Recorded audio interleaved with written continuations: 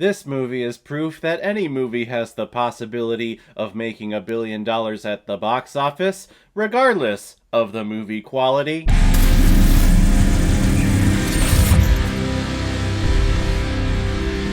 Transformers: Age of Extinction, released in 2014 and is directed by Michael Bay, who is behind massive movie firework explosions and women unnecessarily wearing the shortest shorts you have ever seen be shorts. And this movie is starring Mark Wahlberg, Stanley Tucci, Nicola Peltz, Jack Rayner, TJ Miller, Kelsey Grammer, and the voice of Peter Cullen as Optimus Prime. It's been 5 years since the events of Transformers: Dark of the Moon, and the perception of Transformers by humans has turned hostile to where Decepticons are being hunted down and murdered in cold blood. Well, unfortunately, there's a private sector of the CIA that's also hunting down Autobots for villainous and evil reasons. But our main focus is on the character of Cade Yeager, who is a middle-aged junker with a daughter who's going off to college, and he is way too overly protective of her. One day he discovers an old truck in a theater, takes it home to fix it up so that he can sell it for new, but it turns out to be Optimus Prime. And with the CIA keeping close watch on Transformer activity, they start to swarm his location. So now, of course, the movie becomes a cat and mouse film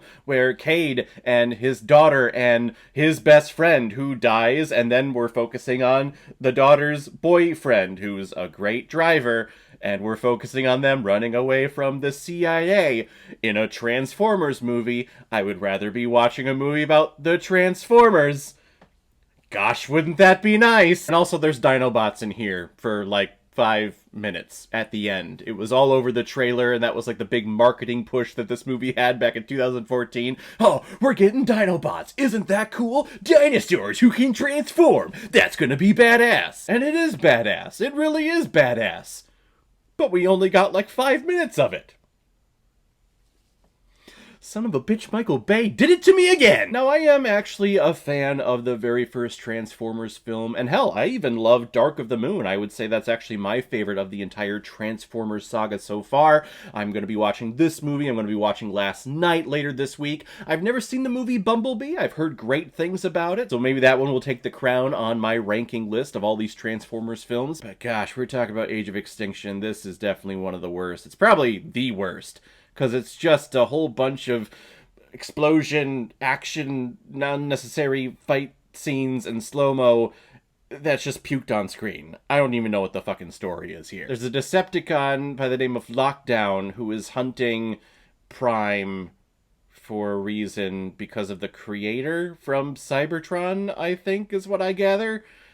And he's working with the CIA to find him. But then that story completely gets forgotten about, and now it's about Cade trying to clear his name and his daughter so that she can go off to college and make something with her life. Come on, talk about science! And then we get involved in Stanley Tucci with this tech corp who's using old Decepticon relics to make their own transformium, or whatever the made-up word was that they have in this movie. Essentially, they're taking the DNA of Megatron and using it to form their own Transformers that they can control and sell and stuff.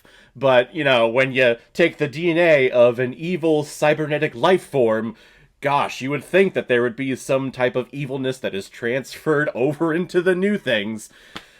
Oh, these dumbass people. I had a sense that Transformers was either going to end or have like a soft little reboot after Dark of the Moon, because that movie ended with Megatron being killed and we had Shia LaBeouf and people. It kind of felt like it was the last ride, like this was the last thing. But then here comes Michael Bay again, wanting to do basically the exact same movie that he's done the last 3 times, where he has Transformers kind of sprinkled in and out of a Transformers movie, but we're focusing on a human character who has some type of female character, whether it's a girlfriend or a daughter, who is constantly wearing like really tight clothes and really short shorts, because Michael Bay, gosh, he loves that in his movies. And we have the overexposed sun in the background, where the background just looks completely white the entire time. That's his cinematography style. And then the Transformers come back in, they have a little battle, Optimus, for whatever reason, gets taken out, and we don't see him again for like 50 minutes, only for him to come back in and solve everything. I have seen this movie before, and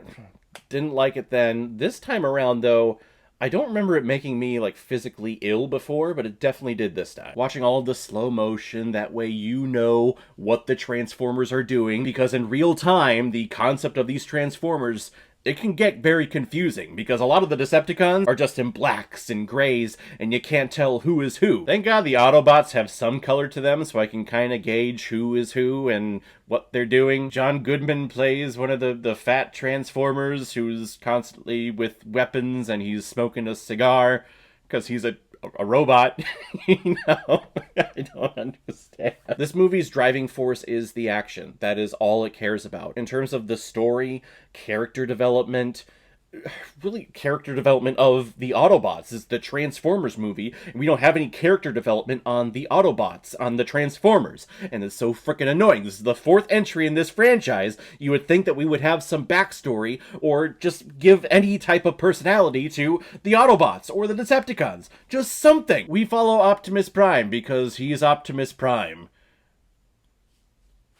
What does that mean? He's the leader? Okay, cool. But what are you doing, sir? Why should I care? Why shouldn't we exterminate you? You cause nothing but trouble around here. And we just have awful and terrible dialogue delivery, too, from Mark Wahlberg and Nicola Peltz, who is just an awful actress. I remember watching her on Bates Motel and just being so happy when her character was killed. It's just, yes, get off of my screen. You are awful. I can't stand you.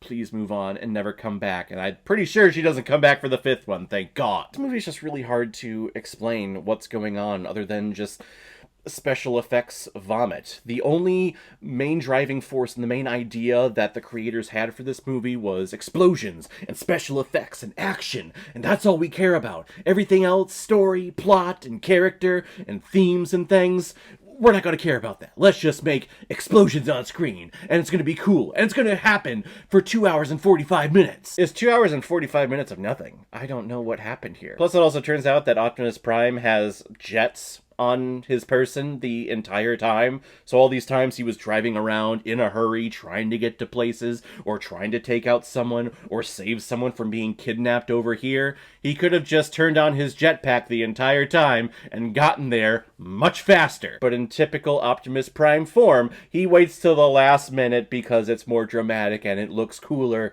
at the last minute. Transformers Age of Extinction, it made $1 billion, so all the more reason to continue on with this franchise, I guess, because people still want to see it. They want to see things transform, and dinosaurs transform just for a little bit in here. I didn't even talk about them, really, because they're barely in this movie, and I don't even know what their names are. No idea what their names are. They never stop to talk, or to give them personality, or tell us who they are or where they come from. Just all of a sudden, they show up, and it's like, oh, okay, cool, bye. To think that I actually auditioned for this movie. Like, what was I thinking? This is the only movie that I've reviewed on this channel that I actually auditioned for. I went out because it was filming in Detroit. I went to their open casting call because they were looking for extras. You would either come dressed as like a business person in a suit, or an army person in some type of like camouflage or camo or something, or you had to be an Asian family. They were looking for Asian descended families of a husband and wife and then a couple of kids.